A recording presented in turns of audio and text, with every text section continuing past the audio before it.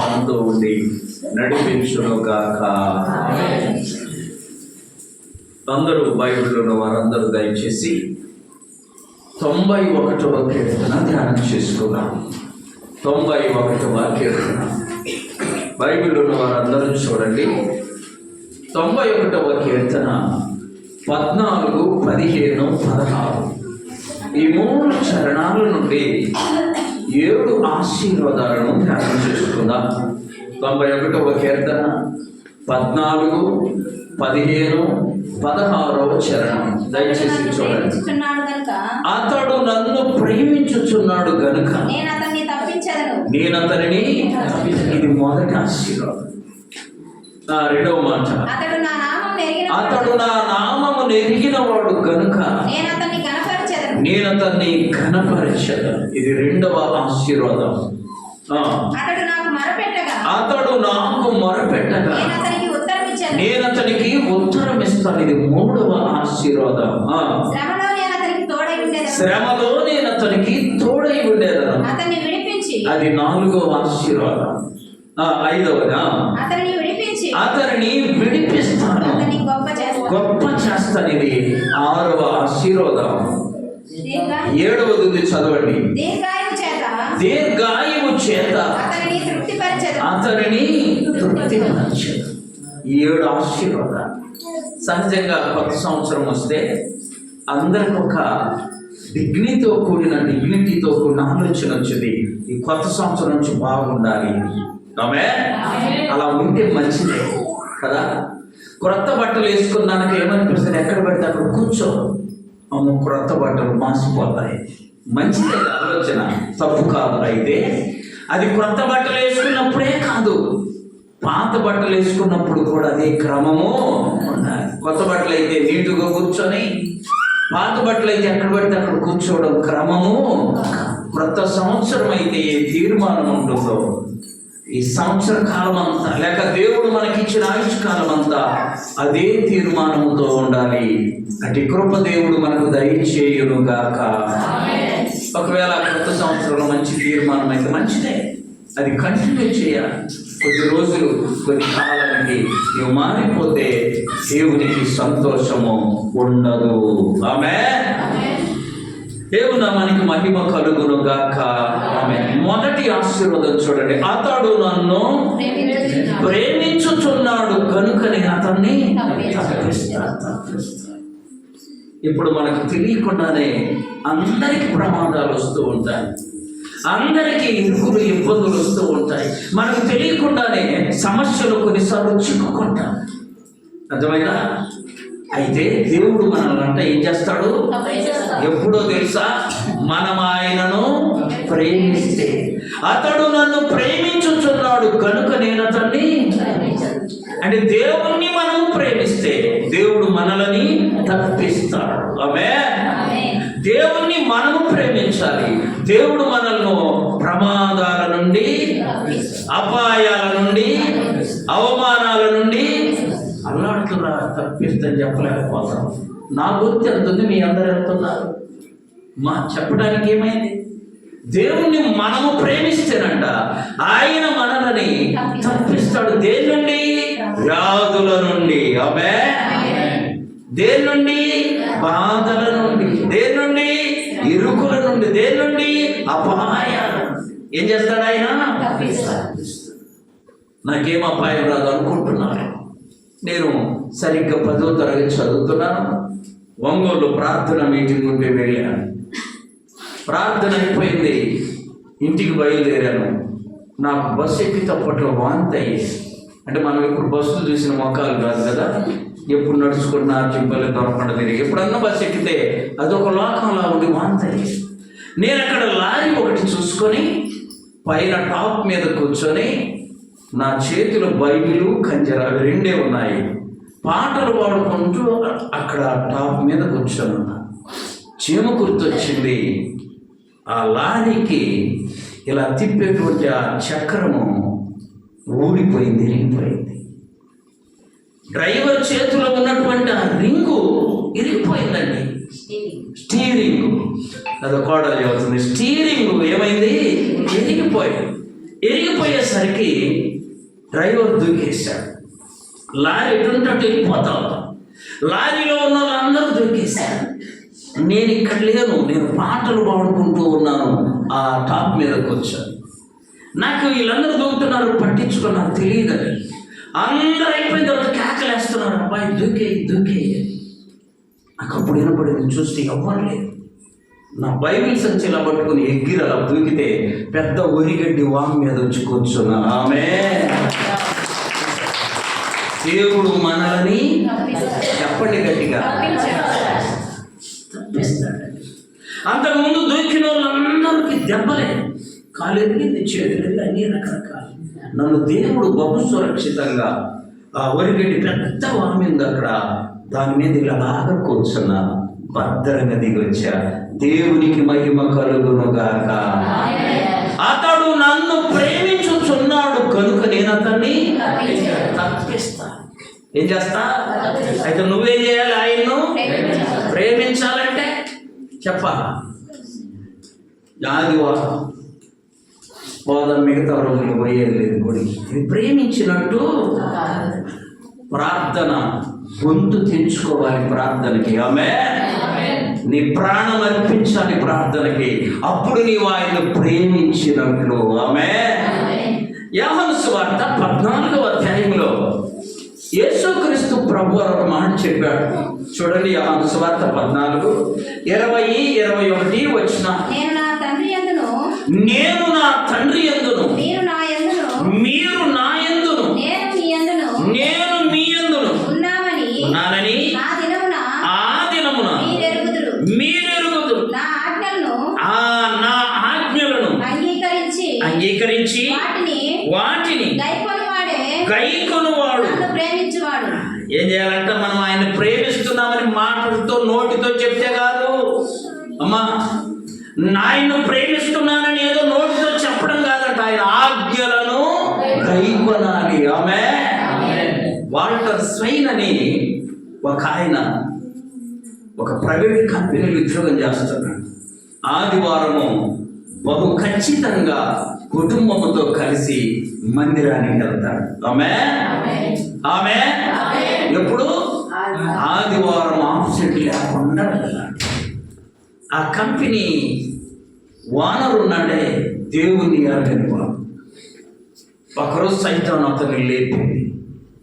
మనల్ని పరీక్షించడానికి దేవుడు కొన్ని మార్లు మన విరోధులను లేపుతాడు. ఆమె లేచాడని భయపడమాక, నేను అంతకంటే ఎత్తులో లేపుతాడు. చప్పటి కొట్టి ప్రభువు మహిమ. సరే, కంపెనీ ఓనర్ దేవుణ్ణి ఎరిగిన వాడు కాదు కనుక అయ్యను వారు రేపు ఆదివారం డ్యూటీకి రా. అయ్యా నేను అలా రాలేదు, ఆదివారం మందిరానికి వెళ్ళాలి. 6 దినాలు దేవుడు నన్ను ఆశీర్వదించాడయ్యా, 7వ దినాన్ని ఆయన కనపడి రావాలి. చప్పట కొట్టి ప్రభువు మహిమ. ఎవరికి కనపడాలి? కనపడి రావాలని చెప్తే ఆయన వినల. నువ్వు రేపు ఆదివారం డ్యూటీకి రాకపోతే నేను తీసేస్తాను. సరే నీ ఇష్టమయ్యా తీసేసాను. ఇంటికి వెళ్ళిపోయాడు. ఇంటికి వెళ్ళాక ఉద్యోగం అయింది కదా, విచారంతో బాధతో కూర్చొని భార్య వచ్చి అడిగిందండి, ఏంటయ్యా విచారంతో ఇలా ఉద్యోగం తీసేసాను. దేనికి? ఆదివారం మందిరాన్ని మానుకొని డ్యూటీకి రమ్మన్నాడు. నేను అలా కుదరదని చెప్పాను అందుకని తీసేశాను. ఆమె చప్పట్లు కొట్టి ప్రభువును మహిమపరిచింది. ఆమె నువ్వు అవినీతి చేసావని నిన్ను తీసేయగా, లేకపోతే అక్రమం చేసావని నిన్ను తీసేయగా, లేకపోతే నువ్వేదైనా మోసం చేసావని తీసేయగా, ప్రార్థనకి వెళ్తున్నావని తీసేశాడు. కాబట్టి మనకు అసలు ఆ పని వద్దు, దేవుడు అంతకంటే గొప్ప పనిని ఇస్తాడని భర్తను ఏం చేసింది? అట్టనే మూసుకున్నాడు, కళ్ళను కొట్టింది, ధైర్యపరిచింది. ఆమె చూసా, భార్య ఎప్పుడు భర్తలను ఏం చేయాలి? అయ్యగారు మనం చేసి కొద్ది ఉన్నాయి వేరు, అవి వేయకూడదు, ధైర్యపరచాలి. ఆమె ఏం చేయాలి?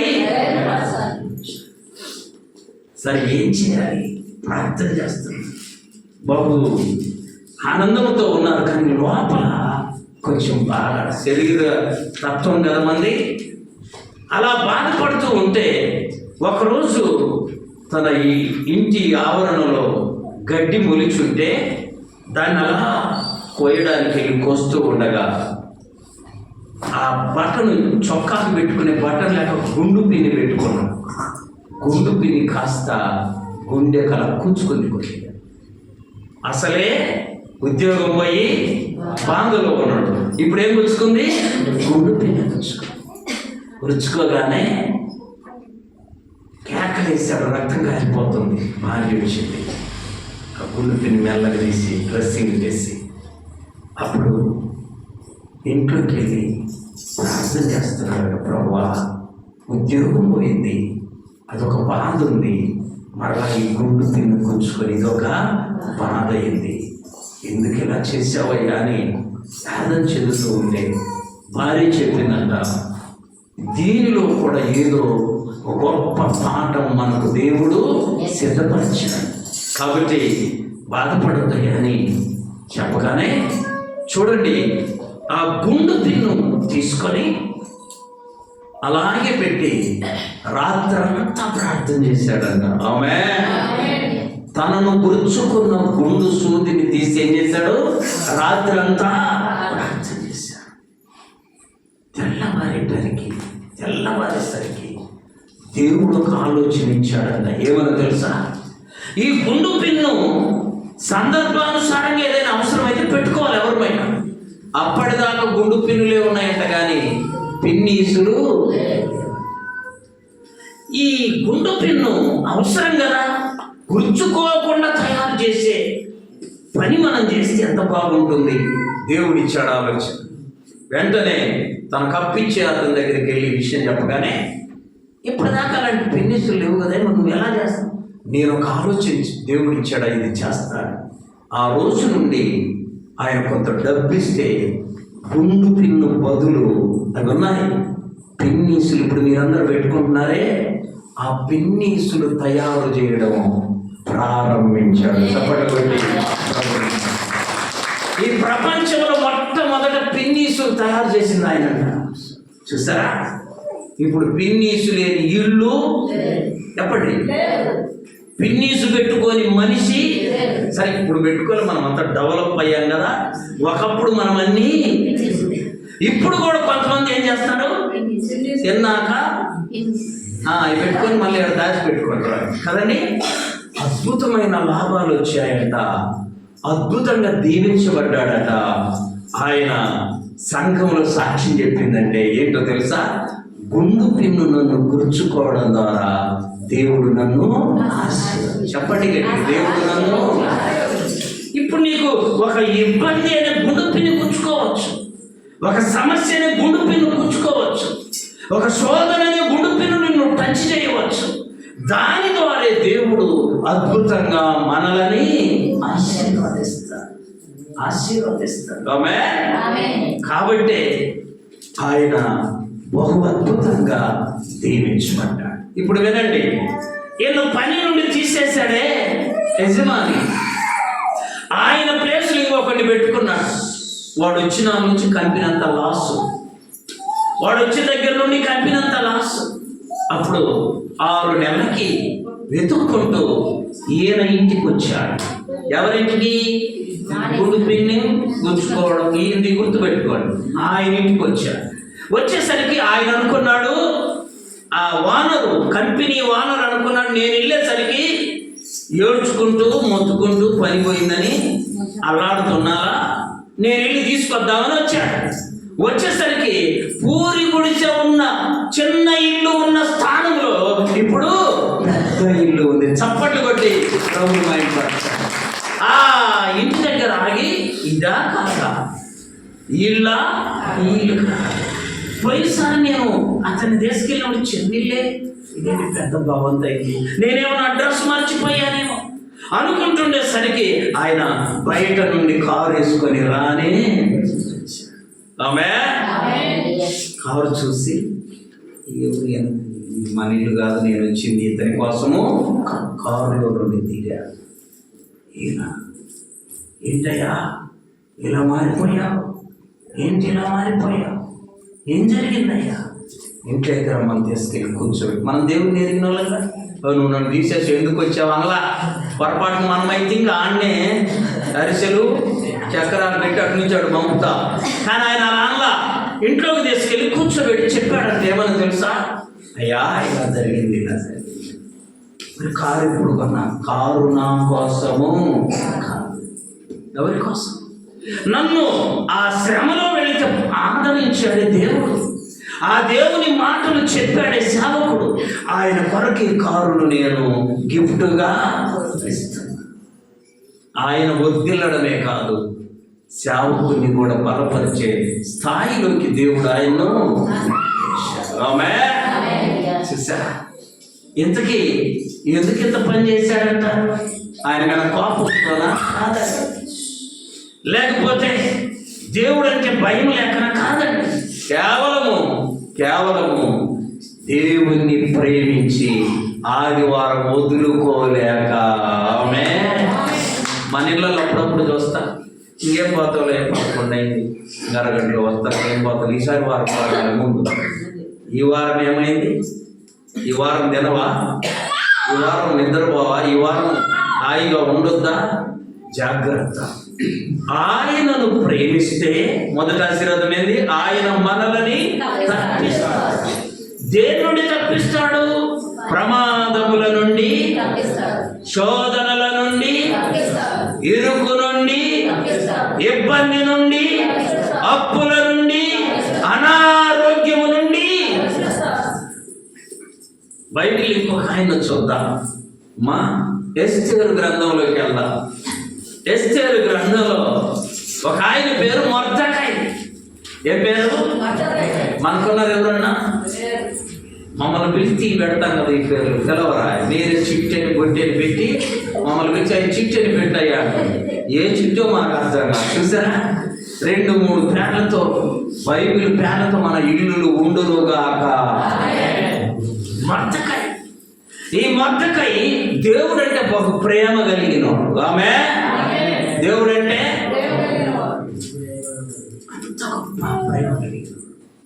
దేవునికి తప్ప, వినండి ఒక మాట, దేవునికి తప్ప మరెవరికి నమస్కారము,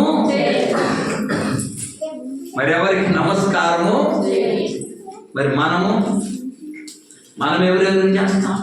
ఒకడంటూ నీకు పొద్దున్నే నా భార్య గుడ్ మార్నింగ్ చెప్పు తూపుకోదాడు. చూసారా, పొద్దున్నే ఏం చెప్పాలమ్మా? ఒకప్పుడు అమెరికాలో ఉండేదంట ఆ రోజు. ఉదయాన్నే లేచి భర్త టీ చేసి, టీ తీసుకెళ్ళి హానీ అంటే తేనె, హానీ నువ్వు వెరీ బ్యూటిఫుల్, ఇది తీసుకో, టీ తాగు, హానీ తగ్గారిపోతున్నావు అనాలంట. ఒకవేళ అనకపోతే అప్పుడు ఒక నెంబర్ ఉండేదంట, అది నొక్కితే పోలీసులు వచ్చి చేసుకుని. మాకు అది లేక అందరం బయట ఉన్నాం, లేదా మీరు రోజుకు 2 సార్లు నొక్కుదురా నెంబర్ కదా. చూసారా, అట్లా ఉదయాన్నే నా భార్య గుడ్ మార్నింగ్ చెప్పకపోతే ఆ రోజంతా గొడవయ్యా, అందుకని 2 సార్లు చెబుతున్నాను. ఎన్నిసార్లు? ఒకసారి తెలియదు. చూసారమ్మా, మొర్దెకై దేవునికి తప్ప, నేనండి జాగ్రత్తగా, మరెవరికి నమస్కారము చేయలేదు. చూసారమ్మా, ఎంత సమర్పణ మొర్దెకైలో. అక్కడే అదే ఆఫీసులో పనిచేసే ఒక అధికారి ఉన్నాడు. అతని పేరు హామాను. ఏ పేరు? చూసారు. అతను ఏం చేశాడు? అతను రావడం వెళ్ళడం చూసి అనేక మంది నమస్కారం చేస్తున్నాడు. మొర్దెకై మాత్రం చెప్పాలి. ఆ ప్రక్కన ఉన్న వాళ్ళు అడిగారంట, ఏదైనా నమస్కారం పెట్టావు? మేమందరం పెడుతున్నాం. నేను దేవుని బిడ్డను కాబట్టి చెప్పాలి, నమస్కారము దేవునికి మాత్రమే. చూడండి ఎంత అద్భుతం. అంటే ఆయనలో ఒక నిరీక్షణ, దేవుణ్ణి ప్రేమిస్తున్నాను కాబట్టి దేవుడు నన్ను. అద్భుతం అండి, అద్భుతం. వెంటనే హామాను కోపం వచ్చి, పోనీ హామాను ఎడల మొర్దెకై ఏమైనా తప్పు చేశాడా? లేదు. అతనికి ఏమైనా నష్టం చేశాడా? లేదు. ఏం చేశాడు? నమస్కారం మాత్రం. అమ్మ, నన్ను ఒకసారి విజయవాడలో వాడలు ఆ పప్పుల మిల్లు దగ్గర ఒక చర్చ్ ఉంది. వాళ్ళు పిలిస్తే ఈ వాక్యం చెప్పారు. సలాము తెచ్చిన సావు అని చెప్పారు. సలాము తెచ్చిన సావు. ఎందుకని? సలాం పెట్టలేదని ఆయన చంపాలనుకున్నాడు, ఆయనకు ఊరేద్దాం అనుకున్నాడు. అతన్నే లేకుండా దేనికో చెప్పాలి, కేవలము నమస్కారము, అదే పెద్ద నేరము. ఎప్పుడైతే మొర్దెకై ఇలా ఆలోచించాడో హామాను కీడు చేయడానికి ప్రయత్నం చేశాడు. చివరికి ఉరి తీయాలనుకున్నాడు. ఇప్పుడు చెప్పండి, మొర్దెకైని దేవుడు ఉరి నుండి చెప్పాలి. ఎందుకు? మొర్దెకై దేవుని బహుగా ప్రేమిస్తున్నాడు. నువ్వు నేను దేవుణ్ణి ప్రేమిస్తే దేవుడు మనలని తప్పిస్తాడు. చెప్పాలి, దేవుడు మనలని, నోరు వెగలట్ల, దేవుడు మనలని తప్పిస్తాడు. చూడండి, యోహాను సువార్త 14లోకి రండి మరలా. 23వ వచనం. ఒకడు నన్ను ప్రేమించిన ఎడల వాడు నా మాట కైకొను, నా తండ్రి వానిని, నేను కూడా వాడిని ప్రేమించి వాని వద్దకు వచ్చి వానితో నివాసము. ఈ ఒక్కొచ్చిన జోబులు పెట్టుకోండి. నువ్వు దేవుణ్ణి ప్రేమిస్తే దేవుడు నిన్ను ప్రేమించడమే కాదంట, నీ వద్దకు వచ్చి నీ యొక్క నివాసము. ఎవరిని ప్రేమిస్తున్నా? నేను ఎవరిని ప్రేమియలేదా అంటున్నావా? ఈ ప్రేమలు కాదు, గోడల మీద రాసే ప్రేమలు కాదు నేను చెప్పేది. ప్రాణం ఇచ్చే ప్రేమ. యేసయ్య మన కొరకు ఏమిచ్చాడమ్మా? ఈ లోకంలో కనబడే ప్రేమలన్నీ పనికిమాలినవి. గుర్తుపెట్టుకోవాలి. ఈ లోకంలో నీ చుట్టూ నా చుట్టూ చెప్పి చూడి తిరిగేటువంటి ప్రేమలన్నీ కూడా పనికిమాలినవి అని గుర్తుపెట్టుకోవాలి. ధరణిలోని ప్రేమలన్నీ స్థిరము కాదు, తరిగిపోను. అందరూ పడాలి. ధరణిలోని ప్రేమలన్నీ స్థిరము కాదు, తరిగిపోను.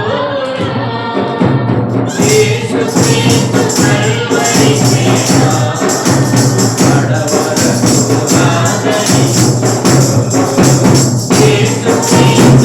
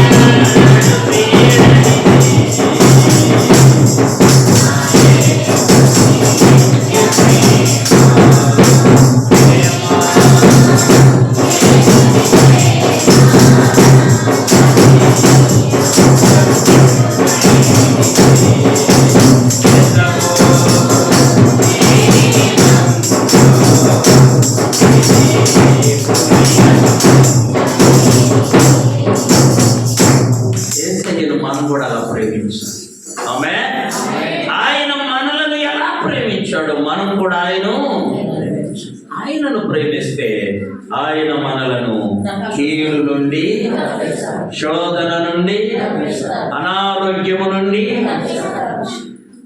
తప్పించాడు.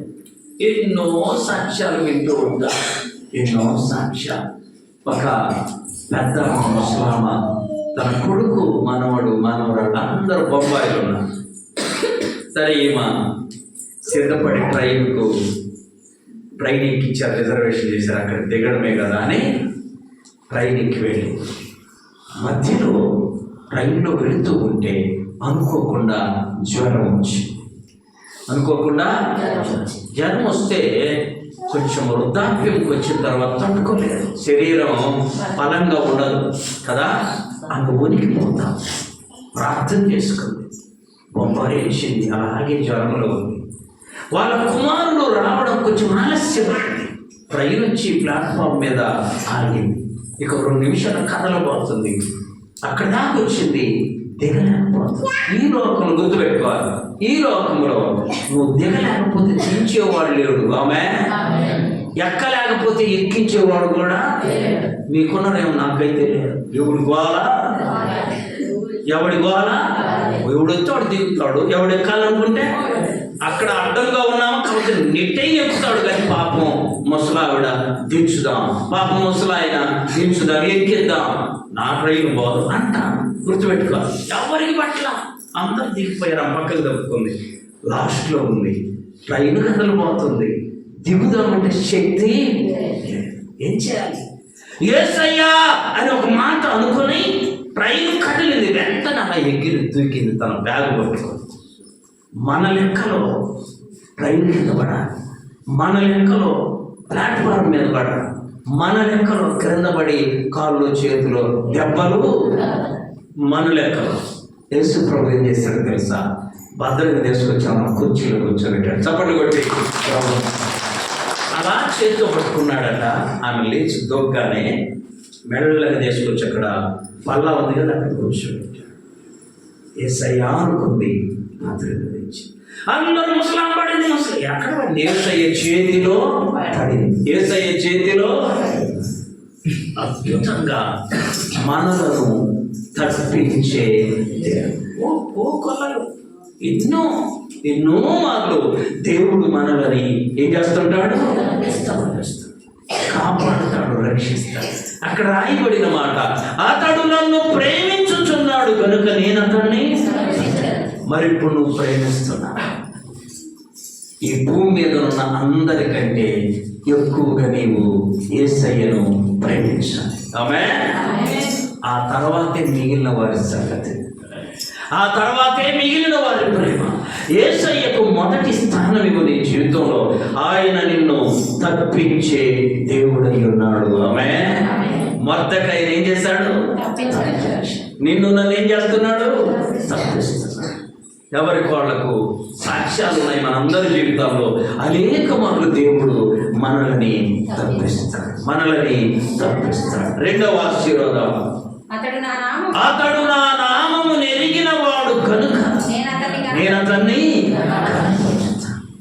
చూసారా, యేసయ్య నామం శక్తి కలిగిందని నువ్వు నేను నమ్మాలి, ఎరిగి ఉండాలి. ఆమేన్. ఎరిగి ఉండాలి, తెలుసుకొని ఉండాలి. ఒక ఊర్లో వినండి, ఒక ప్రార్థనకు వచ్చామా చనిపోయింది. ప్రార్థనకు వచ్చే వాళ్ళైనా చెప్పండి, చనిపోతారా లేదా? వాళ్ళు అట్లే ఉండి మిగిలిన చనిపోతుంటే ఒక్క చర్చి పడతారు. ఆమె కదా, ఈమె చనిపోయేసరికి ఆ ఇంట్లో కల్లా ప్రార్థనకు వచ్చేదా అందరూ ప్రార్థనకు పోబట్టి చనిపోయి, ప్రార్థనకి వెళ్ళబట్టి మానవులందరూ మారిపోయినా అంటున్నారు. నోరు కదా, ఇటు తిప్పితే అటు వెళ్ళిపోతాం. చూడండి, ఏ దేనికైనా మంచిది ఆ పాస్టర్ని పిలవన్నారు. ఏం జరిగింది పిలిచేది మమ్మల్ని పిలిస్తే పాస్టర్ కూడా కొంచెం భయం వేస్తుంది. ఏమని?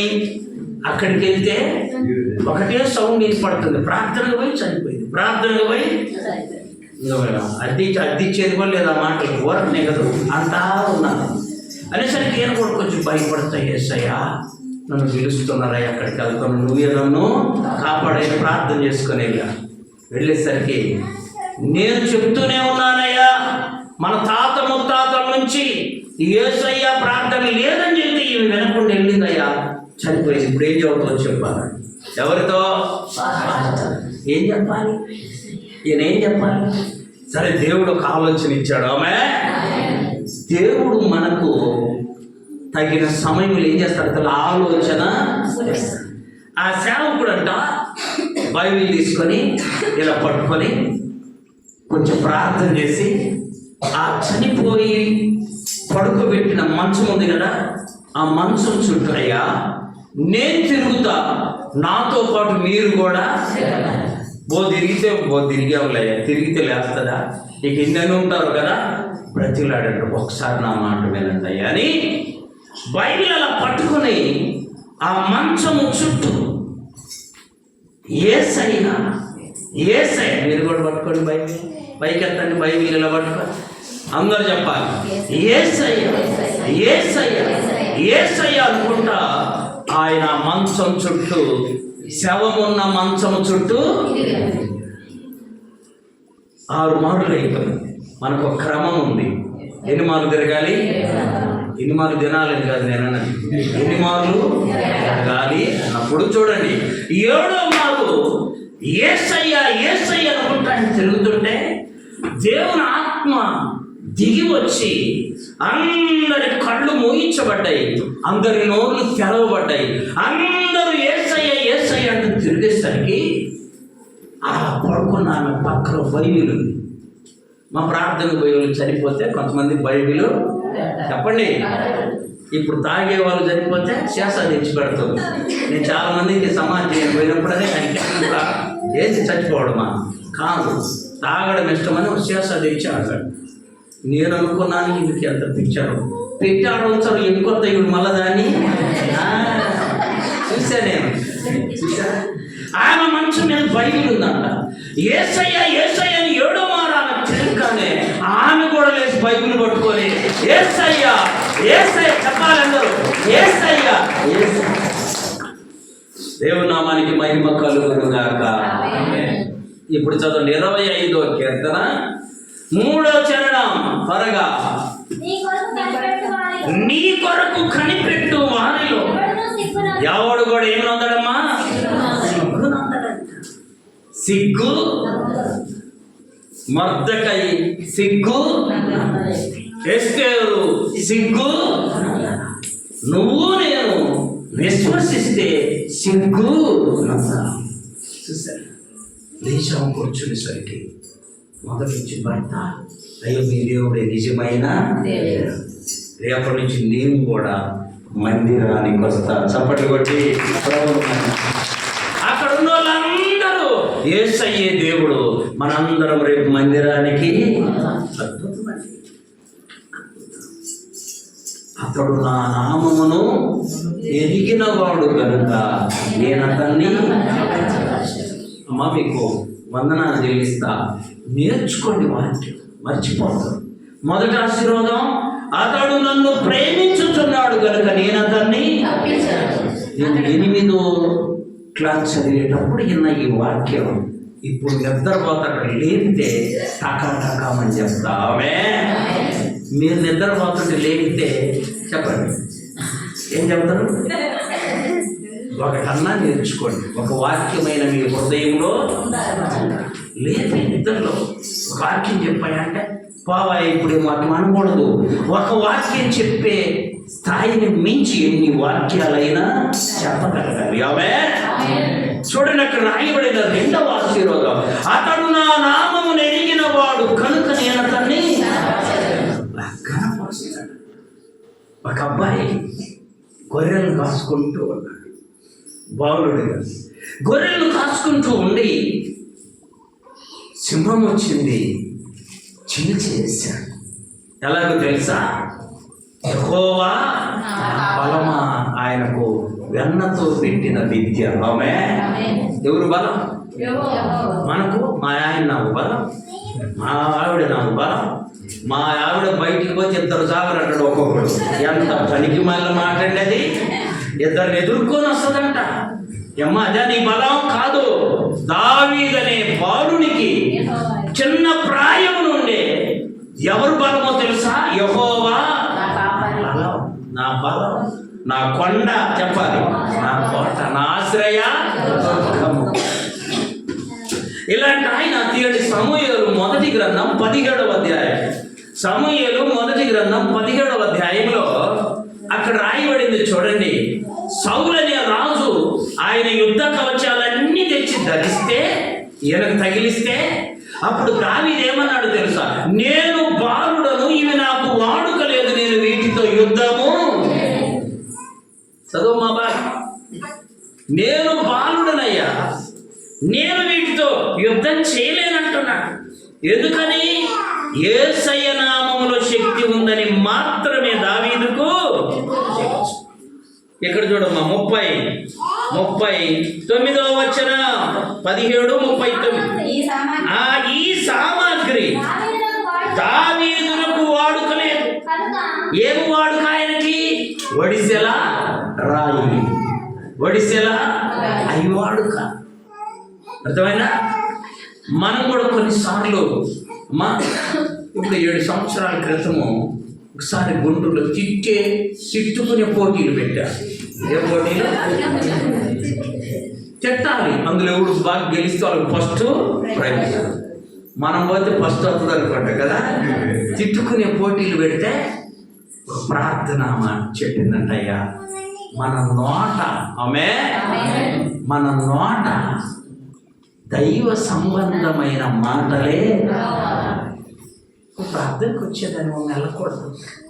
బలి చెప్పేదాన్ని పోటీలు పెట్టారు, నాదేం తప్పు, వాళ్ళకి తప్పు అని వెళ్ళి తిట్టేదాంట్లో ఫస్ట్ ప్రైజ్ తీసుకొని ఇంటికి వచ్చేసరికి మా ఇంట్లో దొంగలు పడి, చెప్పాలి మిగతా దాంట్లో మీరే చెప్పండి, మొత్తము దోచుకెళ్ళి పోతావా? ప్రార్థనలో ఉండి దేవుని బిడ్డలని చెప్పుకొని, ప్రార్థనా పరురాలని చెప్పుకొని, ఆదివారం మందిరానికి వెళుతూ ఏ పోటీలకు పోయింది?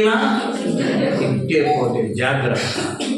ఇక్కడ చూడండి, దావీదు అంటున్నాడు, అవి నాకు వాడుక. వాడుకంటే తెలుసు, రోజు వాడుకునేది నాకు తెలియనే. ఏంటవి? బల్యాలు, యుద్ధ సామగ్రి నాకొద్దు, అవి నాకు వాడుక, నేను వీటితో వెళ్ళను. అయితే ఏటితో వెళ్ళాడు? అక్కడ రాయబడింది చూడండి. ఇక్కడమ్మా 45వ వచనం, దావీదు నీవు కత్తియు ఈటయు బల్యమును ధరించుకొని నా మీదకు వస్తున్నావయ్యా.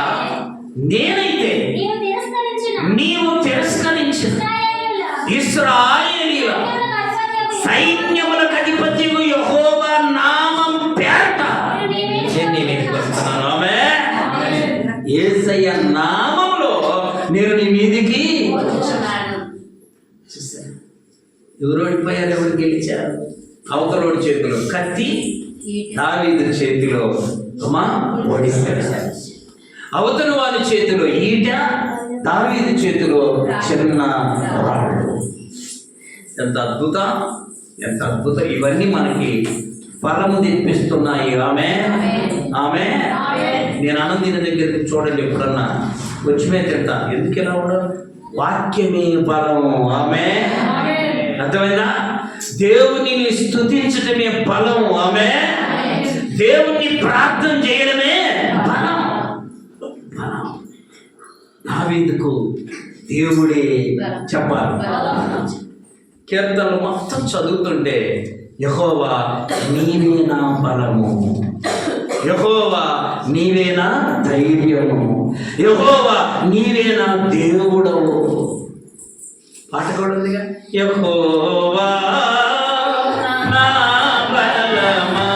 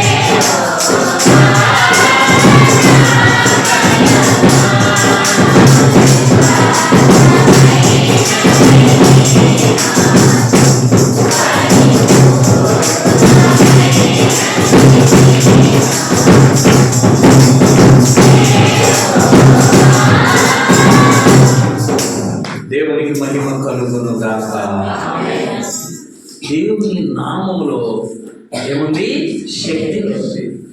కాబట్టి ఆయన నామాన్ని నువ్వు వెలిగితే దేవుడు నిన్ను ఘనపరుస్తాడమ్మా, ఘనపరుస్తాడు. సామెతల గ్రంథం 3వ అధ్యాయం 1 నుండి 3 వచనాలు.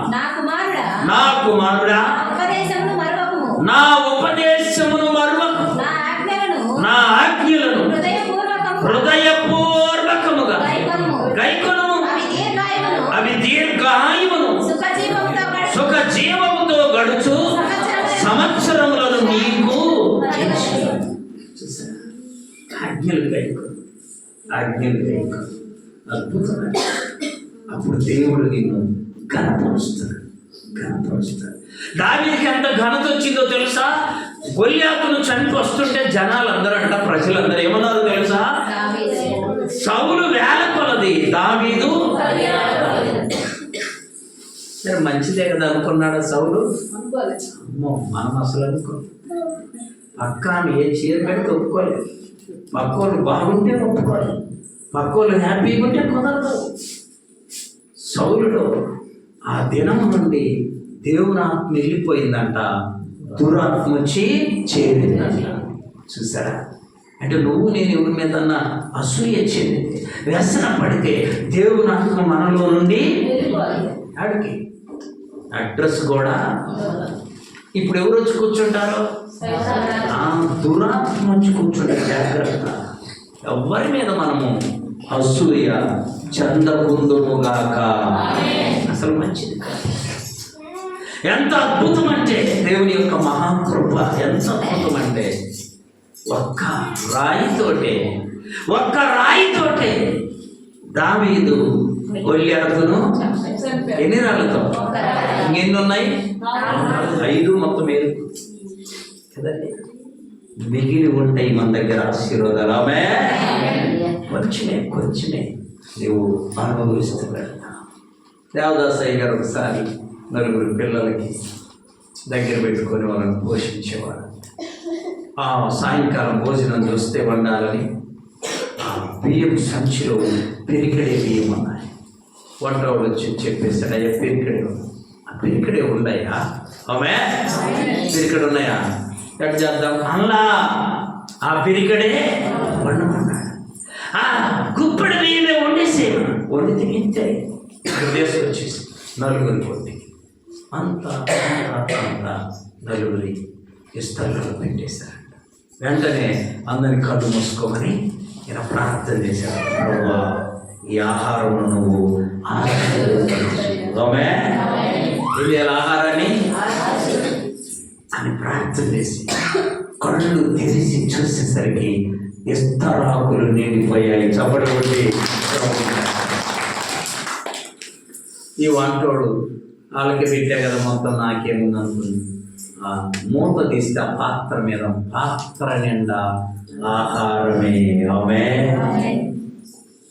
ఆ నామం శక్తి నీకు అసలు తెలియదు. అప్పుడు నిన్ను దేవుడు ఘనపరుస్తాడు, ఘనమైన కార్యాలు నీ ద్వారా జరిగిస్తాడు. ఆమె కాబట్టి కొత్త సంవత్సరంలో 2 ఆశీర్వాదాలు వస్తాయి. మొదటిదేంటి? ఆయన మనం ప్రేమిస్తే ఆయన మనల్ని తప్పిస్తాడు ఇబ్బందుల నుండి, ఇరుకుల నుండి. ఇక మీకు వచ్చే సమస్యలు ఏ ఉన్నా సరే వాటన్నిటి నుండి దేవుడు ఏం చేస్తాడు? మొదట రెండోది, అతడు నా నామమును ఎరిగిన వాడు కనుక నేను అతన్ని దేవుడు కనపరిస్తే అది అద్భుతం. సమూయేలు మొదటి గ్రంథం 2వ అధ్యాయం 30వ వచనంలో ఉంది. చూడండి, అక్కడ ఏముందో తెలుసా? నన్ను కనపరచు వారిని నేను కనపరుస్తా, నన్ను తృణీకరించే వారిని. ఇప్పుడు నువ్వు కనపరిచే బ్యాచ్లో ఉన్నావా, తృణీకరించే బ్యాచ్లో ఉన్నావా? ఆలోచించు. ప్రభువు బిడ్డలో ప్రభువును కనపరుద్దాం. ఆయన వచ్చి అప్పు ఉంచుకోడు, మరలా తిరిగి మనల్ని ఆయన ఏం చేస్తాడు? కనపరుస్తాడు. ఆమేన్. మనం ఆయన ఘనపరిస్తే ఆయన కూడా మనల్ని ఘనపరచడం అంటే ఒక వారం అద్భుతమైన వర్తమానం ధ్యానం చేసుకున్నాం. దేవుని ఘనపరిచే 3 కార్యాలని చెప్పాను.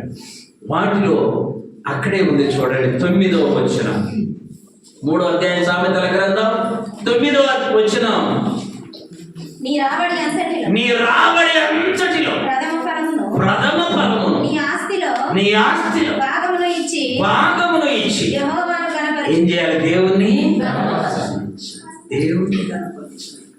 అప్పుడు ఆయన నిన్ను కనపరచు. వాక్యం తప్పు కాదండి, మనమే తప్పు, మనమే చేయలేకపోతాం. దేవుడు అంటున్నాడు, అయ్యా నీ రాబడి అంతటిలో ప్రథమ ఫలమే, నీ ఆస్తిలో భాగమే, నన్ను కనపరచు. అప్పుడు నేను నిన్నేం చేస్తా? కనపరచు. నన్ను కనపరచు వారిని నేను. నువ్వు కనపరిచావు ఎప్పుడా? నువ్వు కనపరిచావు. ఆత్మీయ జీవితంలో దేవుణ్ణి కనపరచడం అంటే మొట్టమొదటిది ఇదే. రెండోది సామెతల్లో నుండి పేదలను కనికరించువాడు యెహోవాను కనపరచువాడు. పేదలను కనికరిస్తే నువ్వు దేవుణ్ణి కనపరచు. ఈ విషయాలు మనం చూసాం. కాబట్టి ఆయన నామాన్ని ఎరుగుదాం, మనము దేవుని చేత ఘనపరచబడతాం. ఈ రెండు ఆశీర్వాదాలు దేవుడు మనకు సమృద్ధిగా దయచేయునుగాక. మోకరించండి, ప్రార్థన చేసుకుందాం.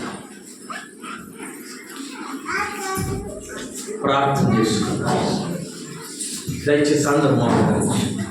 ప్రభు సన్నిధిలో